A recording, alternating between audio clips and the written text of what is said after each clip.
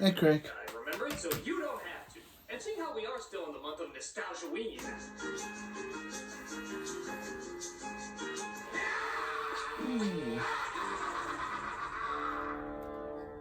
I figure we would play a little game, simply known as the Stephen King drinking game.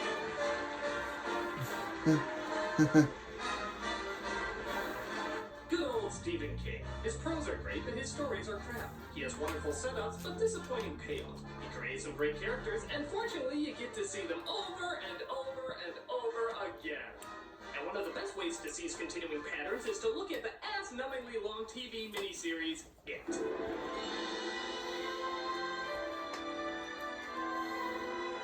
Based on the Stephen King book of the same name, it is another one of those films that loves to succumb to the melodramatic cliches that always seems to make it into every one of his stories. But what really surprises me is how many people say they're actually afraid of this movie. And that's why I've invented this drinking game to calm your nerves.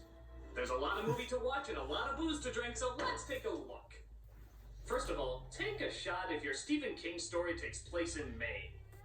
Well, that didn't take long. Yeah, our story takes place in Maine, where everybody has a checkered past, bullies make up most of the population, and cheesy lightning effects reign supreme. In this particular town, we come across a girl who sees a rather unusual sight. Hi, Tim Curry! And that's not Tim scary. Curry! It looks like he's coming from the Black Mass of Ronald McDonald. So the kid gets murdered as Mike, the only black man in Maine, notices that this is the 6th recent child killing. So he calls up his old childhood friends to let them know what's going on. He starts with Bill, who grew up into the back of a horse's ass. This is Mike Allen, Bill, from Derry. This causes him to have a flashback, which I'm not going to have you drink to every time it happens, because if you did, you'd be dead in the first 12 minutes. Please, Bill, tell me a story. Go bug somebody else, you little cootie. I don't feel so hot. This is Bill as a young man, played by Jonathan Brandis. Piss off! He makes his brother Georgie a paper boat for him to sail outside. Thankfully, it's the sunniest rainy day in history, so he can go outside and enjoy it. That is until the missing member of the Insane Clown Posse comes to join him. There's cotton candy and fries and all sorts of surprises down here. And balloons, too. Do they float? Oh, yes. They float, Georgie. They float. I'm getting surprisingly aroused the more I talk about how much they float. You float so. So the kid gets eaten by a sloppy dissolve effect as his sad brother goes into his room feeling responsible. And it's fair to point out that this is actually a creepy scene here. What? The book starts to have its time of the month when Bill calls for his folks to see it. But the parents, surprisingly, don't seem to see the blood on the book. What were you doing in Georgie's room? Nothing. Dad, listen! I don't want you ever coming in here again, son. Do you understand? Why? How dare you try to mourn the loss of your one and only brother? Come back to the present day as grown-up Bill decides it's time to go back to Maine. Leave? Have you lost your mind? We're in the middle of making a movie. They can replace me. Yeah, if I saw Tim Curry in a clown suit, I'd probably leave production too. Oh, by the way, just to avoid future disappointment, let's take an early shot for a supernatural creature who's never given an explanation of exactly what it is or where exactly it came from. Oh, that's good letdown. Meanwhile, we cut to another that's child so with a friend good. named Ben, played by John Ritter. Would you believe I used to be fat? I bet you. Wait, John Ray? You know, not just fat, but a regular butterball. Bet your John fur Ray? was. We should say that as Stop. kids. Rest in peace, bro. But I was FAT. Rest in peace, John Ray. Yeah. Oh, fat kids are hot. Tell me about your boy tits. Hello? Hey, Spec. It's me, Mike. Dead fat boy. Okay, these flashback transitions are getting a little silly. Extreme close up. It's come back. Ritter says no to his hoe on the go as he sits atop a tall building and ponders his past about being the new kid. Welcome to Derry. Thank you, Mr. English. Oink, oink. What a porker. Henry Bowers. You will stay for 1 hour after school every day this week. Now report to the principal's office. that boy. That I'm going to allow. Threatening his life is okay, but calling him a porker is simply going too far. So Ben meets up with a girl named Beverly. They seem to hit it off pretty good, but the chorus from Grease has other ideas. I want to make sure you remember my name. I'll remember him. I'll remember. I'm not going to make sure.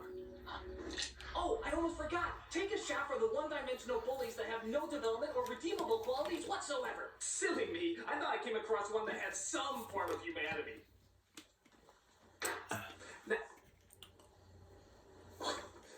So he loses the bullies as he comes across the kids from Stand By Me, I mean his classroom. And of course they become very good friends. But that doesn't help smooth things over with his stepfamily. Hey, Mom, listen to this. Benny's in love. Get this back. Oh, Oh. Mom, stop that. Benjamin, parents can stop that immediately, you young ruffian. I hate you. You're only here because Mom says it's our Christian duty. Hey, take a shot for a heavy-handed slap against conservative fundamentalists. What? That doesn't count? Well, surely there's gotta be some overblown wine fest against Christianity. Oh, right. I'll have to read another one of your stories to see that religion is evil. So Ben comes across some sort of sewer entrance where the evil clown is waiting for him. Come here, son. You like it down there. You'll never have to grow up. Daddy? Yes, my dear. Would I lie? They float. They all float. So the clown doesn't really hurt him or anything. He just sort of points at him and calls him fat. What a jerk. What? Yeah. But we cut to yet another childhood friend who gets a call. Beverly, who's hitting the sack with a coworker in the 90s who's so successful that his mullet is almost reaching his knees. I've got to go to Maine. That was my Canada on the phone. You were going to call at work today? He's an old dear friend. I have to. Oh yeah, I forgot. Ooh. Everybody in a Stephen King story is a jackass except for the insecure poet and or loser. I think that calls for another shot. Why are you all spinning? You get into bed. No. Then maybe you can leave this house in 2 days instead of 2 weeks. Not ever, ever, ever again! What? You need me. Bev! Nice emotive guy. Bev! Luckily, a cab comes to take her to her next flashback, where we see that Ben has left a poem for her. Ben, what you crying for? See that? You've been fooling around with some boy? Sometimes I worry a lot. Daddy, please. Sheesh, no matter what scene this chick is in, she's Yeah. always getting a slap in the face. You get right the hell back here, Bobby! If it's not good, I'll whip that skin off you! Oh, of course, rednecks. Can't forget about the rednecks. That calls for a shot.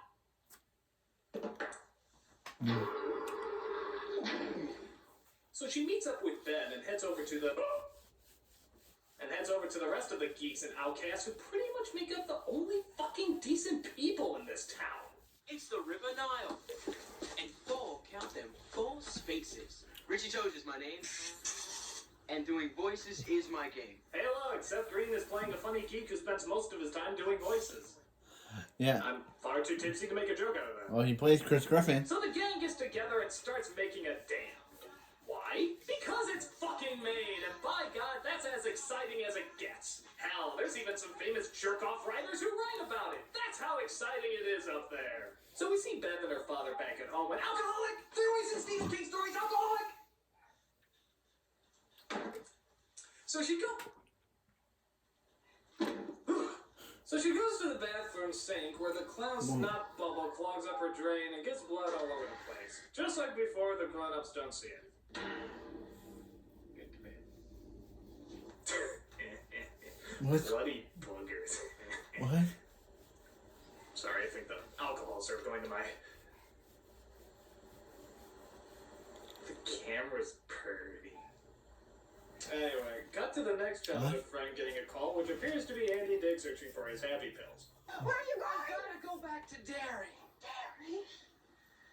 Why would you want to go back to that dirty little town? There's nothing for you there. There never was any. Why is it these people have a talent for surrounding themselves with the craziest fucking nutballs? Is Yeah. anyone in this world outside the main characters likable? What kind of water are they drinking you made to make them such assholes? Insert, here's a big surprise, another flashback. So we find out that Eddie was the kid with the inhaler, as we see that his mother had a tight grip on him even back then. See you tomorrow, Eddie. Eddie has to rest tomorrow. I don't want you to play with him anymore. No good will come of it. Come on, they're my You friends. don't need any friends, Eddie, except for your own mom. Think that's bad, you should see his brother. Speaking of shower scenes, Eddie gets a doozy from the clown as he walks in the shower room and finds out that the showers in the gym are stretching out. Yeah, that's about it. Kid can leave whenever he wants, but doesn't, so it's kind of stupid. This is a little inconvenient, Eddie. Just hold on while I make a few adjustments. Whoa. Oh no! He's being attacked by the California raisins! Come on! That stop motion was horrible! Yeah. Here I am. Resist. Oh, come back anytime. Bring your friends.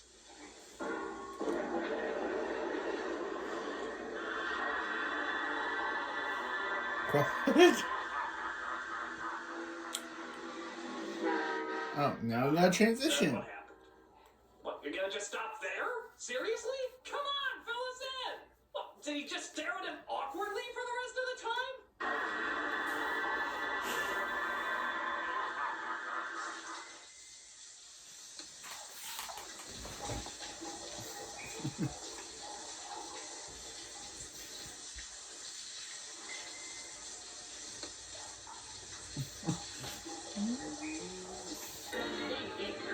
Oh, hey, bud. So we get to the Seth Green kid all grown up when... Oh, hold on. Let me guess. The phone rings and another flashback happens! Mike Hanlon from Derry. He sees Seth Green chased by the bullies again, big shock, and runs into the principal. So he's ordered to go downstairs and come back up with a mop. Come. But he's afraid because he's suddenly attacked by Teen Wolf. Wait, let me guess again. He turns into a killer clown, talks about his floating fetish, shows off his sharp teeth, and then does nothing.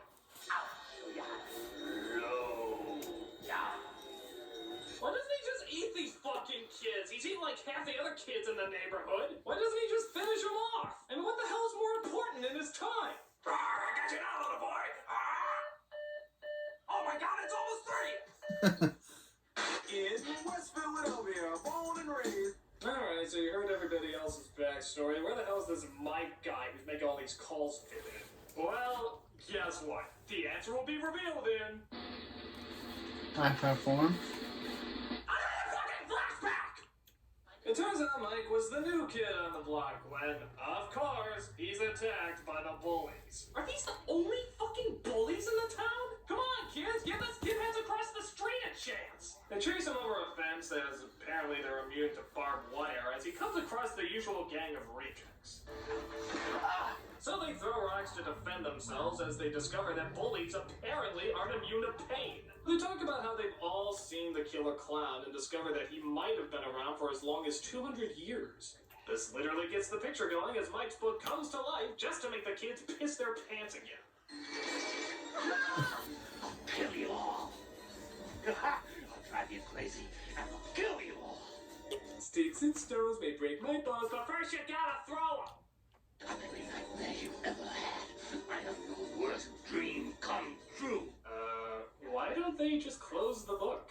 Wouldn't it be able to shut them up if they just slam that thing shut? Drive you crazy and I'll kill you all.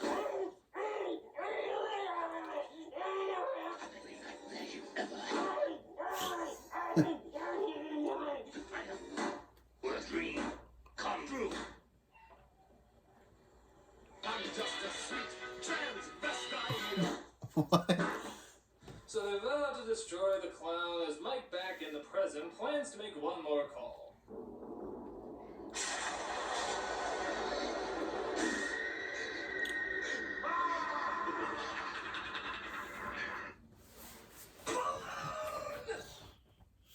So Mike makes his last call to Stan, resulting in, oh, blow me if you don't know. Courteous, kind, obedient, cheerful, thrifty, brave, clean, and reverent. They find out that Bev is really good with a slingshot, so she's the perfect candidate to shoot Silver into the monster. Friggin' Silver! What All those years, baby. Solid soup. That's just stuff in movies. Yeah, that's just stuff in the movies. This is a killer clown that can turn himself into a werewolf. You know, real life. So they go into the sewer where they think the clown is. As it turns out, the bullies are there waiting. Of course. I'm in the sewer, stupid. Yeah. And guess what? They're not coming back out. Did you get that, audience? Okay, here we go. So they go into the sewer to try and fight the monster. This is really suspenseful because I have no idea which character is going to make it out alive except for all of them. Now, before you die, I want you to think about every rock you threw. Stop! What? The one-dimensional villain sees murder as the only option. That's in every Stephen King story. I said I'd call murder a shot.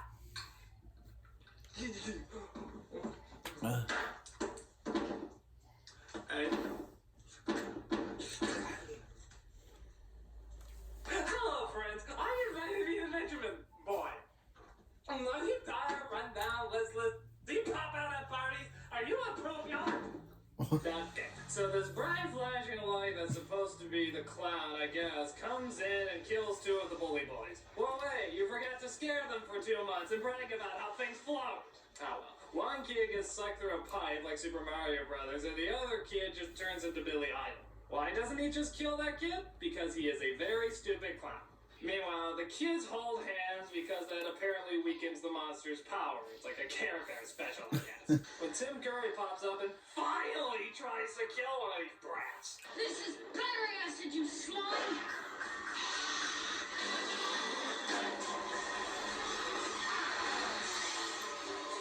This is what you were afraid of the whole time, guys. An acrobatic stop-motion clown with a flashlight coming out his head. I'm drunk and even I'm not afraid of that. So they think they killed it and make a promise that if he's not dead, they'll come back to finish the job. Well, as years later, the clown is back and we find Stan is just a filthy cheater.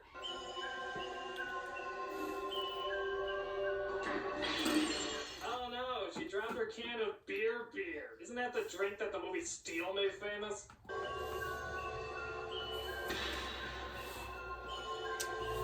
Not. Oh, gee, that was nice. Oh, The yeah. world's briefest suicide note. Did he really feel Yeah, like just leave his explaining signature. Oh, wait, before I go, I should probably explain the situation. And they can figure out the rest of it. So Mike and Bill reunite as Bill sees just how much has changed and how much has not changed. Yours? Hey, I'm a bachelor, Bill. That's all I need. Barely running around talking about killer clowns scares the ladies off. Meanwhile, Richie, that Seth Green kid, gets a different kind of welcome. Come on up, Richie. Well, on the balloon. It's those wonderful balloons where even though no one can see or feel them, it still makes people somehow flinch. Excuse me, sir. Do you have Prince Albert in a can? You do? Well, you're Wow. guy out. Yep, the meme moment. Drunk or something, but Tim Curry's a riot. Were people really scared by this guy? He's hilarious. I don't even think his scene is supposed to be this long. I think he just decided to stay on set and annoy everybody. I had to go. I had to get cleaned up. Tim, you're done for the day. Can you please piss off? Tell him I'll see him tonight. We're moving to film your Tim, and you're really not Please leave. Okay, we'll just shove around. Don't worry, people, don't get punished. He's gonna be in Charlie's Angels soon enough. Both Eddie and Beth have similar incidents where the clown pops up and scares them. But again, why doesn't he just kill them? There's the main character. Boy, they're really banking on balloons being scary, aren't they? Yeah. Do you really think that's gonna threaten people? If that's the case, maybe this movie was a stalker film. Okay, so they meet up at a Chinese restaurant for a nice big reunion. Well, the camera circles around the table enough times to make you puke, though to be fair, maybe that's from this obnoxious drinking game. We see the only surviving bully is now in a mental institution, where he's transformed into Matlock. Up here. You helped me once. Remember? Oh, hey, it's a beautiful Tim Curry out tonight.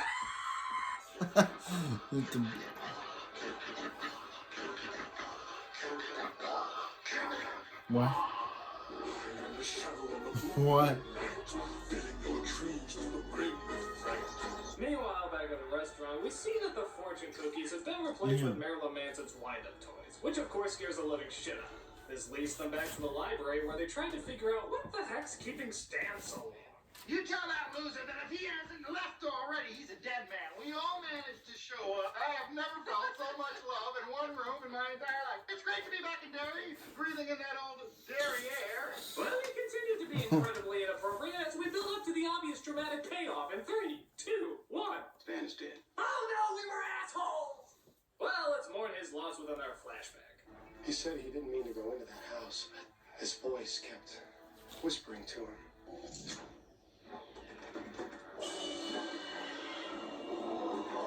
Okay, I must really be gone because that looks like a mummy.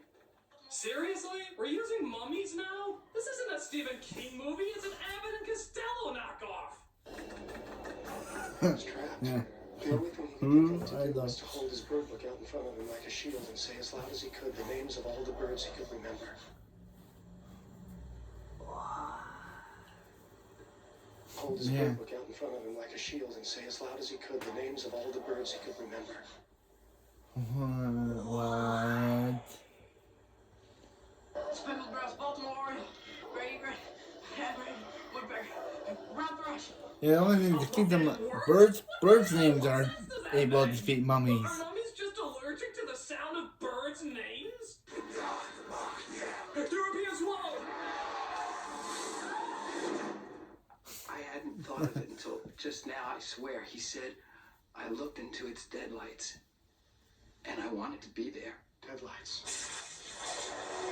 Okay, what is up with these stupid sound effects whenever there's a flashback? I mean, will any sound effects do? I looked into his deadlights.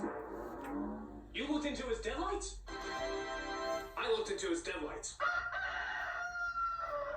I sure don't got something here. Anybody else? Oh my god, more balloons! More balloons! Hide your family! Get down, balloons! Ah! Seriously, will you knock it off? There's balloons everywhere in this picture. They're not frightening. I mean, come on! When is a balloon ever gonna look intimidating?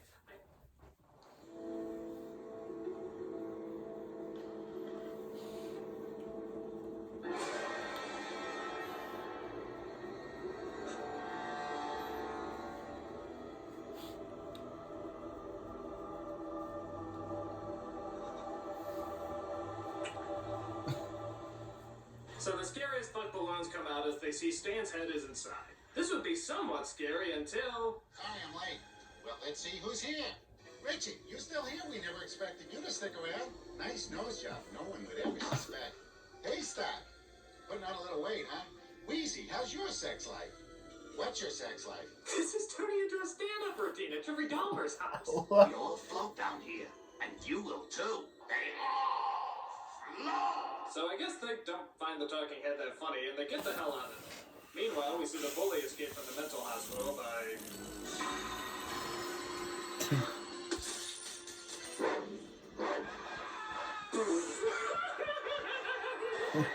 What? That? It's supposed to be scary? No, it's not. It's supposed to be funny. In the dark, dressed up as a clown in slow motion. Huh? That was really supposed to be scary? Well, it's not. It's not. So after that... Okay. To figure out that the clown attacks or feeds, if you will, on people every 30 years. Oh, and apparently the whole entire town is in on it too. How did they know that? Get this. Because when Bev was a girl getting beat up once, an old man went back inside. Yeah. Because that one dick cheese didn't help her, that apparently means the whole town is crazy. I couldn't believe it. He just turned around and went inside. That was when it really hit me. There was something terribly wrong in Derry, with Derry. Was that another tool? Well, anyway, Is that another tool? I just realized this. Is that another tool from Smallville? They bring Mike to a hospital as I they just- tries to analyze the It situation. has to be. Why is it doing this? It sounds exactly like her. Why does it hate? Why is it so mean? You would think that a psychotic Yes. killing clown would be a little nicer. How can I be so blind? If you see it now, That's a little tool. I never realized that until just this moment. What is she doing in this? Boy, this chick really gets around, doesn't she? I mean, I think she's literally felt up every single person in this group. I can see why they hung out with her. She's easier to get into than in our college. Be careful. You can't trust anyone. If anybody asks, party got out of hand, dancing on the table, you took a fall. Anyone who's seen me dance will buy that. Well, that's great. And how are you going to explain the dead escaped mental patient? You're not seriously suggesting you walk out of here and leave him lying there. you're not seriously suggesting we walk out of here and leave it lying there. Yeah, that's what I'm suggesting. Why don't you call the Yeah. police? This whole town is it in some way, all of them. Bill's right. Really? We're still on this? Because one Martha Kent from Smallville is in this special. Here's an idea. You're all seeing killer clowns. Maybe you're crazy. Did that ever occur to you, you crazy sack of crazy? So they all decide to go back into the sewer and kill this thing once and for all. So what kind of weapons are they bringing, you think? I don't suppose anybody thought to bring anything really useful like a machine gun. I'd like this. It's the only thing I saved from those days. Oh, that's great. They're bringing a slingshot. They can either bring a machine gun or a slingshot. Rambo or Dennis the Menace. You're going down, Mr. Wilson. Pew, pew, pew. Guys, what the hell are you gonna do now? Sing Kumbaya? Wake up. Take a breath. You smell that? It's death. You hear the wind? That's death. You feel the ground? That's death. You feel the itching in the back of your head? It's probably a mosquito. Mosquito of death. So they make their way down to the retired Star Trek set where Bill's wife happens to be trapped in the cave. Yeah, apparently she was heading to Maine to bring her husband back and the clown got her. Which is pointless, seeing how he can take on any form, but I digress. As they get to the heart of the sewer, they finally see the monster for what he really is. A spider creature. What? What? What? We waited 3 fucking hours for that? You can't be serious. You can't be serious. If I heard that a movie called It was just building up to a big silly monster, I think this would have been a better payoff. I mean, seriously? Seriously? My It God. from So you're telling me Adam's this whole Family. fucking time we were building up to spiders, a giant legion of spiders. Oh no, it's God damn it, Dr. Smith, this is really Dr. Smith from Lost in Space. My dream is finally realized. What smells like urinated whiskey? Oh, it's me. I've been playing the Stephen King drinking game. Oh, good God, man, that's been known to kill people. Hey, you know what else has been known to kill people? I'll tell you. This. That's right. Hold still. I'm gonna shoot all 5 of you. You're going down, Spider-Man. Not the superhero, the you. Whoa! I'll just shoot myself out. Yeah, you better run. So yeah, they're fighting a giant spider, an unbelievably fake-looking one too. They all start to get sucked into its deadlights until Eddie has an idea. This is battery acid. Now you disappear. Well, that was a stupid idea, guy. Maybe that machine gun theory would have worked after all. So Eddie gets killed, but luckily Bev shoots it in the glowing ball sack that seems to kill it. Oh wait, no, sorry. They tip it over like a cow first, and then they rip its heart out. Truly, this was a battle of wits. So they all go back home to their normal selves, except for Bill's wife, who seems to be in a zombie-like state because of the giant spider. But somehow riding downhill on a bike seems to make her better. Yeah,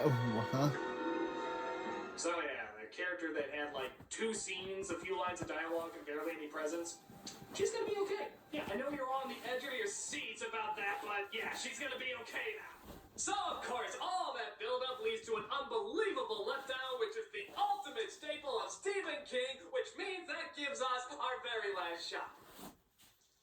Oh no, he's out of whiskey. This movie sucks! I mean, the stuff with the kids is tolerable because the kids themselves are actually pretty good actors, and of course Tim Curry's a lot of fun, but half the adults are just terrible. The plot makes no sense, it's melodramatic as hell, and it all suffers from those Stephen King stereotypes we've seen a bajillion times before. And plus, what's with all the balloons? They're not scary! Why do they keep thinking they're scary? What, were they high? I mean, seriously, who in their right mind would ever think a balloon is scary? Whoa.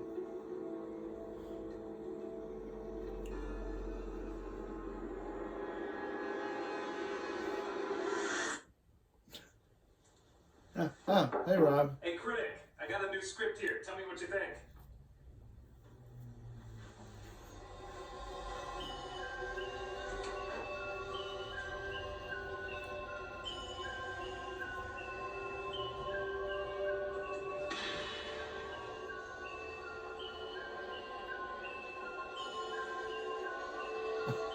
Balloon.